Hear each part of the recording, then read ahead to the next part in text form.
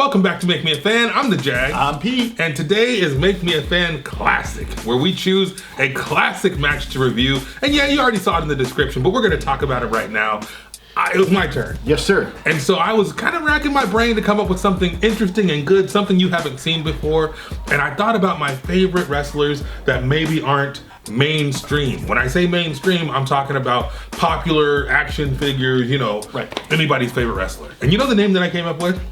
Steve Blackman. Yes, that's the name I came up with today. And I know we're not watching the Blackman match, but let me tell you why.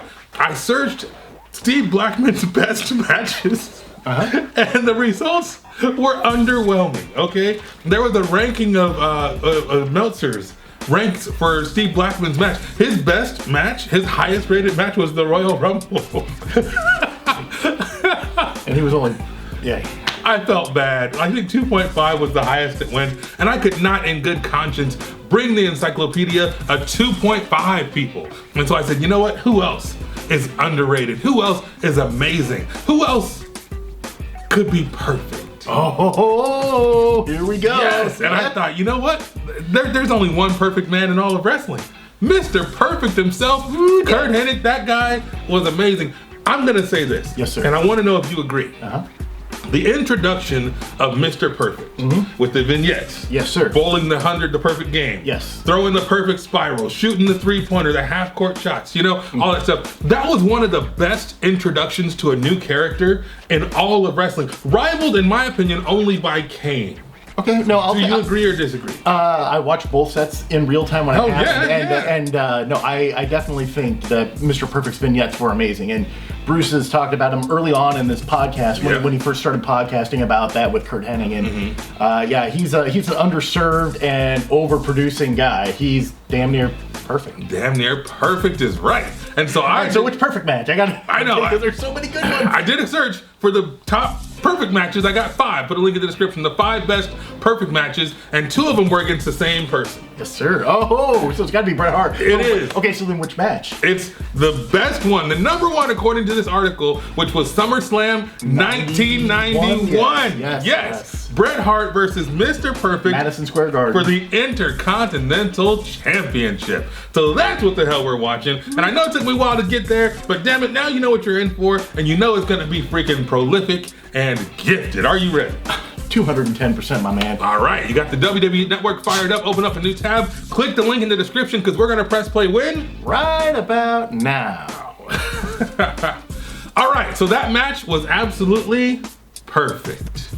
I love Mr. Perfect. Oh yeah. And I love the gimmick, I love the stick. Just calling yourself perfect automatically gets you heat. Oh, for sure. And that's exactly, that's the guy who was a heat-seeking missile. Yes. I mean, when that match started, you definitely knew who the heel was, you definitely knew who the babyface was, and yeah. Soon as the first note of his music hit, the crowd lost their ever-loving mind. They couldn't wait to boo this man. Oh, of course, and it's Madison Square Garden. Sold out, hanging from the rafters. Yes. The great Brian Last was there. There's a ton of people that I knew that were at this show in 1991, because this was a big deal. Oh, I'm sure, but when that hit, boo! Like they came through like a boss with the boos. I took notes. There were so many things in this match. I have to refer to my notepad on my phone, so if you see me looking away from the screen, it's not disrespect. It's me trying to get it perfect, all right?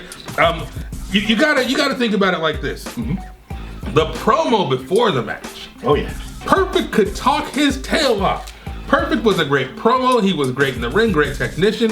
Everything about him was pretty damn perfect. Oh no, for sure. And you got to remember, before he was there, he was at AWA, and he also was doing stuff in Continental, and so lots and lots of great experience. USWA as well. You gotta love this dude. I mean, Bret Hart is the excellence of execution. Oh, for sure. And I liked how he sold it. He says, you might be excellent, but you are not perfect. Son of a biscuit.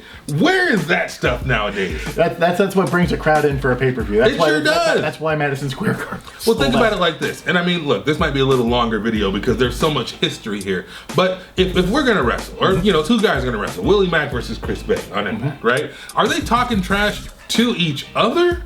Or they're just talking about themselves and how great they are. I feel like the heels nowadays are just playing themselves up, and they're not actively going after the other guy and saying, you ain't crap. They don't diminish their opponents anymore. Yeah. I think there's some of that psychology that's left that in this modern era, it's so easy to tweet or subtweet and kind of get that kind of heat, but like you still need to do it in a promo. I would think so. That is foundational. Yes, and it's okay to stare into the camera and point and go, "You are just the absolute worst. You're never going to win. You're a loser. It was a fluke that you got that title, and I am so good and so perfect that I will take it from you." Damn right. Look at that encyclopedia working. You know, all you have to do is just point at the camera. I mean, these are free pro tips for the boys. Tell them about themselves and say, "Look, this is what's going down." And the other thing, okay, a little inside track here from Santino Brothers. You want to Perfect did this perfectly, right? You want to build your opponent before you tear them down because it doesn't make sense. Why are you fighting this guy if he ain't crap? Well, he says, "Hey, you are excellent. You are great at what you do. You are one of the best, but damn it, I'm that much better. In fact, I'm perfect." That is the truth. That is a great build. That is a great hook to get you ready for the match. And then the match happens. Dude, I love Perfect comes in the ring and he holds the belt up in Bret Hart's face like, "This is my belt and you're not getting it." Where is that animosity now? Where is that heat nowadays where it's like, "This is my..." That belt meant something. Oh, for sure. It was not a prop. It meant something to him. And he was telling him, "You're never going to get this. You ain't good enough for this." The story happens from the moment they hit his music. Before the match, before the first collar and elbow tie-up, which, hey, we don't see those very often anymore. I know. That flashing the belt in the face was fantastic. But I have a question, Encyclopedia. Yes, sir. Who the hell is this guy, the coach? You know, that's a great thing. This is this weird time where Mr. Perfect needed kind of a valet. I don't know who the coach is, but this is Ric Flair's about to get to leave WCW with the title at the end of the year. True. And he's going to be there for the Royal Rumble and all that. But this is also when Bobby Heenan, if you're listening to commentary, he's just building perfect. And this leads into Bobby leaving the booth and managing Flair and Mr. Perfect. Ooh, nice. On the way to WrestleMania 8. See, Heenan is fantastic on the commentary. Well, it's classic Gorilla and Bobby. Will you stop? But you got Roddy Piper in there too. And Roddy Piper's just screaming at the top of his lungs. And trying to redirect the action back to the match too, because they're going back and forth and Piper keeps trying to reel him in a little bit. But this was great. I hated the whistle. It's kind of like Bill Alonzo or Daphne screaming. I was like, just stop with the repetitive noises already. It's like the blinker. If somebody leaves the blinker on in your car, you're like, turn that freaking thing off. But I did a little research, and Coach is nobody I've ever heard of. I thought maybe you had, but maybe not. He's a former Canadian pro wrestler that managed the Beverly Brothers. Oh, okay. And then he ended up there for however long. I don't know. Yeah, so he must have just been working the rest of his days, probably for Vince, since the Beverly Brothers had left. But well, think about the shine, okay? And the shine, I don't get into all that. But think about the beginning of this match, where Bret Hart is beating the stuffing out of Perfect. Yeah. And there is nothing Perfect can do to take control of this match. Yes, sir. As a matter of fact, Perfect is I'm trying to find the nuances in what Perfect does, okay? When he gets hip tossed, he doesn't flat back. Right. He does like a whirling dervish kind of a self, you know? Like he was flung. Yeah, and it looks so much more brutal and so much more, and the crowd's loving Bret. They can't get enough of Bret. Bret's parents are in attendance. Oh yeah, and they keep panning to them as well. Yeah, Bret is just on a platter. This is the next guy, This is the guy that we have chosen. This is our push and whom we are well pleased, all right? Well, and that's what I was thinking when we were watching it is that this is the full trajectory of like, we believe in Bret Hart. We're gonna like when we had talked about titles before. This was really the one that says like, if you can run this title and make it great, then you're on your way to WWE champion. Hell yeah! And this really was one of those things that solidified that. Like Bret Hart had an amazing run with this, and then to the next, Piper's gonna have it, and then they're gonna wrestle at WrestleMania 8. Piper gets the IC title from Bret? No, off. Bret gets it back off of Piper. Oh, all right, very cool. I've lost track of all WrestleMania 8. Oh, that's a phenomenal one. I'm gonna have to check it out because I love it. Bottom line, it doesn't matter. It's a different time and it sucks, but Piper's gone. May he rest in peace. And hopefully we've done better and we've come a long way, right? Yes, one thing I wanted to point out too, if you watch this match and you didn't catch this, go back and watch Perfect's facial expressions. The first time when Bret puts him in the crucifix, which turns into like a crucifix bomb, I guess, Perfect's face is like, oh crap! He's panicking. Sure. He's panicking because the move, he got behind him and he's like, okay. We don't do that anymore. It's just selling, getting to the next one. Okay, I'm going to take this bump and move on. Yeah, but he's going, oh God, how did he get behind me? Yeah. Oh crap, And then it comes back later when Bret goes for it again and he has it scouted and he slams him on his back and he's like, not this time, mofo. Yeah. And that is fantastic. Oh, I liked it when Perfect whipped Bret into the ropes and then he was just trying to, grab the headlock, but it almost looked like a modern day sling blade. And I was just like, You know, like you can see where a lot of guys got some of those ideas. It's like, hey, this works. So, this is amazing. Oh, you know, Piper said something else too, because you know Bret grabs his singlet. And tears it. Did you hear what Piper said? I don't remember. I was so lost in what he said. Perfect is screaming rape. Oh no! I was like, oh no! I was so lost in what was going on. I was like, WWE needs to bleep that out, man. That was, oh god, he was about saying things that don't go over well nowadays. Don't age well, yeah. Son of a biscuit. Perfect sells so well. Just everything he did, man. When Bret shoulder rams him, you know, through the second rope, which is a spot we see all the time now. But Perfect, it looked like he got hit by a bus. Oh yeah, you know? He looked like he was down. Yeah, he was out. But let's keep it real. If the Encyclopedia, who's 6 feet, you know, I don't know how much you weigh, hit me in the stomach with his shoulder with all his weight behind it, I'm probably getting the wind knocked out of me. You're gonna be hurting. I'm gonna be hurting. I'm gonna be doubled over and I'm gonna be hurting. And Perfect was hurting. So it's just like everything else was, you know, at one point Bret got I want to say a sunset flip, and the crowd stood. They thought it was the end. Yeah. Because it could end that quickly. It could be over that fast. Dude, where is this? Where did this go, Pete? You know, I was gonna say one of my coworkers. This is one of his favorite pay-per-views, and definitely one of his favorite matches. Oh yeah. You know, this is hollow ground. That this is an amazing match that like everybody should watch probably at least once a year. Yeah. Because it should remind you the stuff that you need to be doing, whether you're inside the ring or as a fan. Because like as a fan just watching it, the crowd was insane. I mean, that was the second match, you know, in Madison Square Garden for the night. But I tell you what, that should have been the opening match. Because that would have even further set the pace. I'm trying to remember what the first match was, but it was that 6-man tag with Ricky the Dragon, and But Bret's kicking his tail from coast to coast, and finally he gets a cheap shot over Earl Hebner's head. When Earl ducks out, he gets that cheap shot, and that's what cuts him off and starts the heat, okay? And I'm loving it because the ref didn't see it, and Perfect's like, I pushed him. I just pushed him. It's, give me that back. I'm sorry. I'm like in a nostalgia fest right now. No, I wrote that freaking whistle because I hate that whistle, all right? Bret's gear was amazing. Oh yeah, for sure. Just the boots and everything. Like Perfect had the Mr. P on his boots, but Bret's whole look was so clean and so coordinated. To go back to freaking John Witherspoon, right? Coordinate. Everything was perfect. Yeah. No, like, it's the gear that Bret's always had has always been phenomenal. Oh yeah. I don't know who was making his gear, but if I was a wrestler in that era, I'm like, Bret, I need her number or his number because I want him to make my gear too. Right. You know.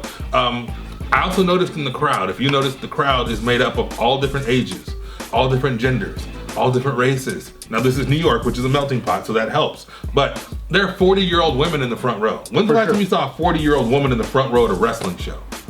And that's because a lot of the mystique is lost, okay? It's not that wrestling sucks nowadays, even though it kind of does, but also because they're not catering to everyone. They're catering to one specific target audience for the investors or the, you know, shareholders or whatever in AEW. I don't know, well, they're catering to the smart fans that think it's all funny, you know? But did it bother you that when the camera guy, the international photographer, they put it, got in the way of Bret's apron bump, he didn't sell? Did that bug you? A little bit, but again, you know, this is part of the time when kayfabe was still, the wall was still fairly up. I mean, it was starting to come down a little bit. I mean, it had with Hogan and everything. Sure. There was still some mystique that like this is real, that this is a, you know, so the press is there, and that has to frustrate you as a performer. But you know, the other guy fell on you, dude, and he just like crouches there and he's like, oh no, he fell on me, and I'm like, bro, like they should have given everybody, like, if they run into you, you know, act like you died, you know? Yeah, sell it. Sorry guys, you got to sell. Exactly. Heenan said, don't touch the ref, right? He's like, no, don't touch the ref. And then Gorilla Monsoon's like, well, if he gets disqualified, he keeps the title. And then Bobby Heenan goes, then nail him.